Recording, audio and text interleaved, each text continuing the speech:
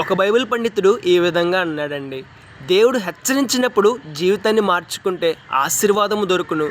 దేవుడు ఎన్నిసార్లు హెచ్చరించినా సరే జీవితాన్ని మార్చుకోకపోతే ఘోరమైన నష్టము దొరుకును. అంతే కదండి. పాపము చేసిన వారిని దేవుడు హెచ్చరిస్తాడు. దేవుని ఉద్దేశాలకు వ్యతిరేకంగా జీవించేవారిని దేవుడు హెచ్చరిస్తాడు. దేవుని మాటలకు వ్యతిరేకంగా జీవించేవారిని దేవుడు హెచ్చరిస్తాడు.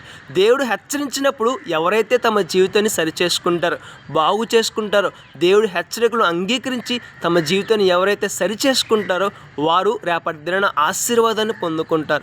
దేవుడు ఎన్నిసార్లు హెచ్చరించినా, ఎన్నిసార్లు గద్దించినా, ఎన్నిసార్లు మాట్లాడినా సరే ఎవరైతే తమ జీవితాన్ని మార్చుకోకుండా తమ ఇష్టానుసారంగా జీవిస్తారో వారు ఘోరమైన నష్టాన్ని పొందుకుంటారు. ఎక్కడుంటుంది సన్నివేశం అంటే పరిశుద్ధ గ్రంథంలో ఉంటుందండి. పరిశుద్ధ గ్రంథంలో ఇద్దరు రాజులు ఉంటారు. ఒకరేమో దేవుడు హెచ్చరించినప్పుడు తమ జీవితాన్ని మార్చుకుంటారు, తమ జీవితాన్ని సరిచేసుకుంటారు, శ్రేష్టమైన ఆశీర్వాదాన్ని పొందుకుంటారు.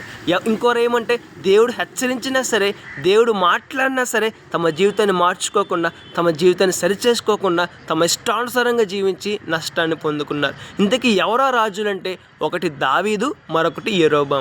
దావీదు దేవుడు హెచ్చరించినప్పుడు జీవితాన్ని మార్చుకుని ఆశీర్వాదాన్ని పొందాడు. యెరోబాము దేవుడు హెచ్చరించి తమ జీవితాన్ని మార్చుకోకుండా నష్టాన్ని పొందాడు. మరి మన జీవితం ఎలా ఉన్నది? తెలుసో తెలియకో తప్పులు చేసుంటాం. ఆ తప్పులను బట్టి దేవుడు హెచ్చరించినప్పుడు జీవితాన్ని మార్చుకుందాం, మరలా తప్పులు చేయకుండా జాగ్రత్త పడదాం. దేవుడు హెచ్చరించిన జీవితం మారకపోతే ఘోరమైన నష్టం పొందే ప్రమాదం ఉంది. మరి మన జీవితం ఎలా ఉన్నది?